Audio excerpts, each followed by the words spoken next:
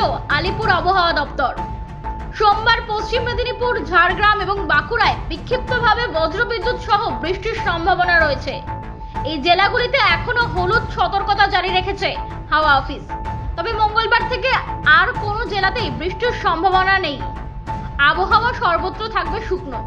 উত্তরবঙ্গে আবহাওয়ার পরিবর্তন রয়েছে।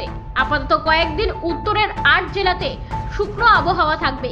তবে চলতি সপ্তাহে আবার বৃষ্টির সম্ভাবনা রয়েছে।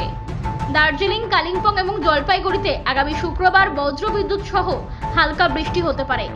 আগামী 3 দিনে উত্তরের জেলাগুলিতেও 3 থেকে 4 ডিগ্রি পর্যন্ত পারদ চড়বে বলে জানিয়েছে আলিপুর।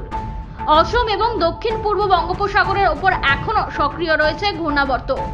এছাড়া মহারাষ্ট্র থেকে কেরল পর্যন্ত বিস্তৃত রয়েছে অক্ষরেখা। তবে পশ্চিমবঙ্গের জেলাগুলিতে তার খুব একটা প্রভাব পড়বে না।